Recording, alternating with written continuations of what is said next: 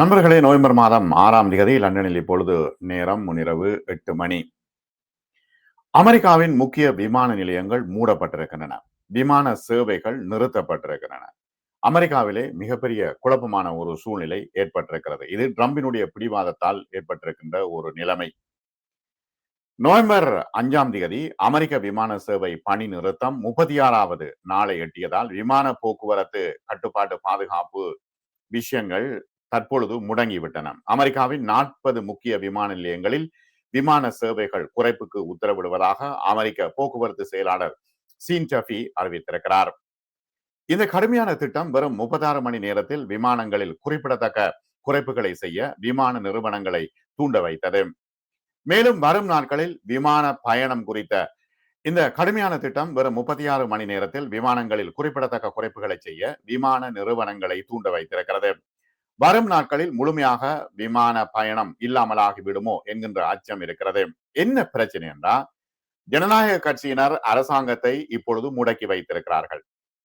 ஜனநாயக கட்சிக்கும் குடியரசுக் கட்சிக்கும், அதாவது ட்ரம்புக்கும் ஜனநாயக கட்சிக்கும் இடையிலான பிரச்சனை தற்பொழுது இருக்கின்ற சூழ்நிலையில் மீண்டும் இந்த விஷயங்கள் எல்லாம் சரி வந்தால் மட்டுமே, அதாவது பட்ஜெட் தற்பொழுது முடக்கப்பட்டிருக்கிறது.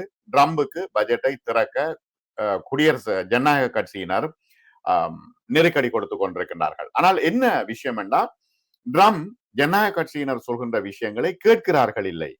அதாவது இன்சூரன்ஸ் விஷயங்கள் மற்றும் ஒபாமா கேர் திட்டங்கள், இந்த திட்டங்களை தான் நடைமுறைப்படுத்த மாட்டேன் என்று அவர் பிடிவாதமாக பிடித்துக் கொண்டிருக்கின்றார். இதுதான் மிகப்பெரிய பிரச்சனையாக இருக்கிறது.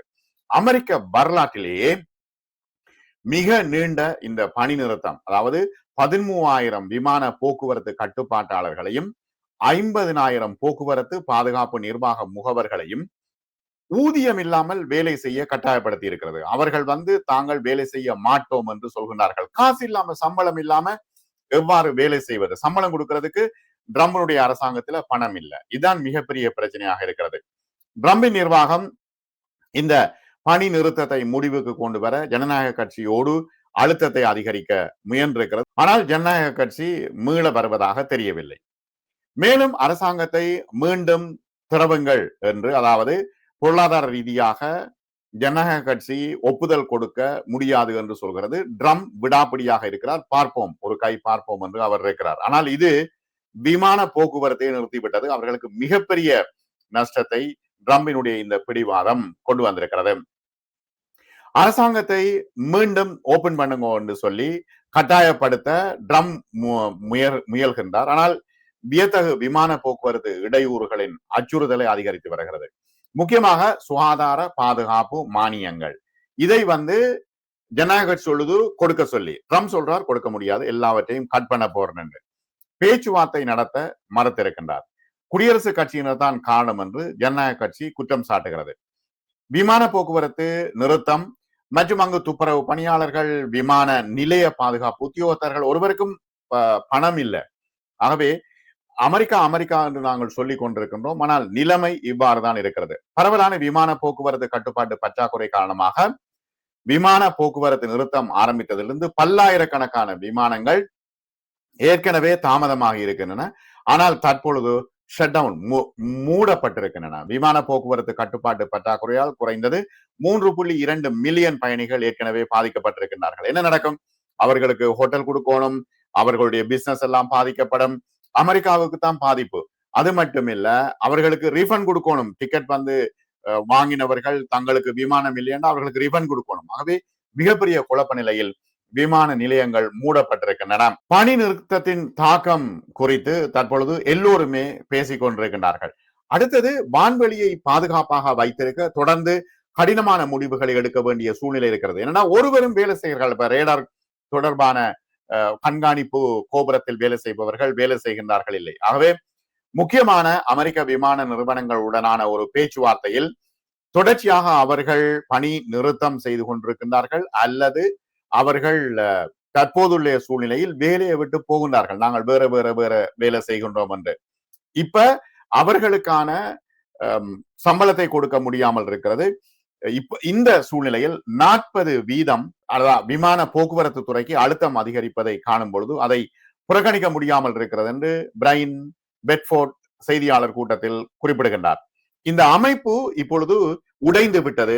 மிகவும் பாதுகாப்பாக இருக்க வேண்டிய விமான போக்குவரத்து அமைப்பு இப்பொழுது உடைந்து விட்டது. இது எவ்வாறு இதனை சரி செய்வது என்பது மிகப்பெரிய பிரச்சனை. அரசாங்கம் பாதிக்கப்பட்ட 40 விமான நிலையங்களின் பெயர்களை குறிப்பிடவில்லை என்றாலும் நியூயார்க் நகரம், Washington DC, Chicago, Atlanta, Los Angeles மற்றும் டலாஸ் உள்ளிட்ட 30 மிக பரபரப்பான விமான நிலையங்கள் மூடப்பட்டிருக்கின்றன.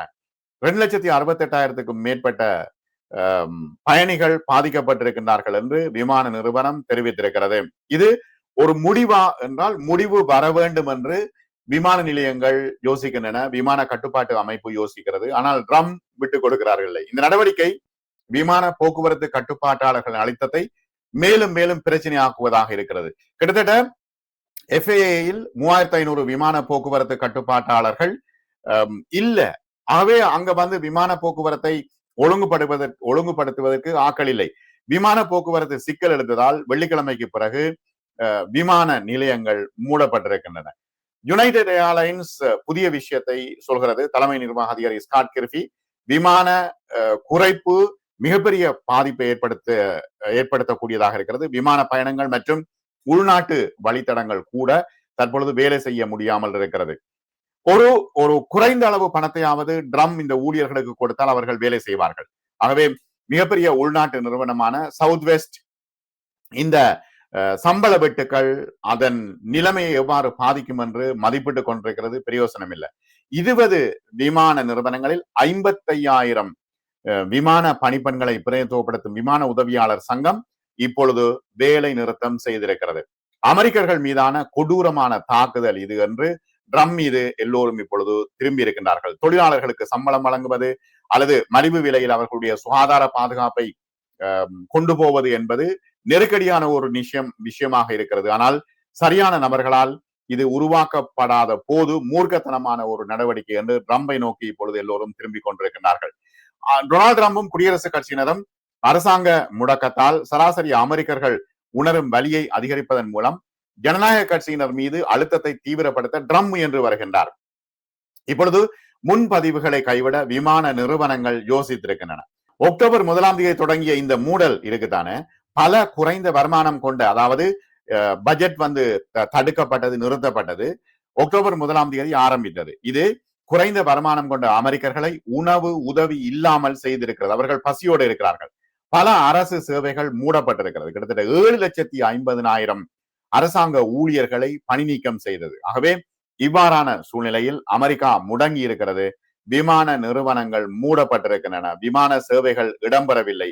தொடர்ச்சியாக மிக பெரும் நெருக்கடியை ட்ரம் ஏற்படுத்தி கொண்டிருக்கின்றார் என்பதே இந்த செய்தி. மீண்டும் மற்றும் ஒரு காணொளியில் சந்திப்போம்.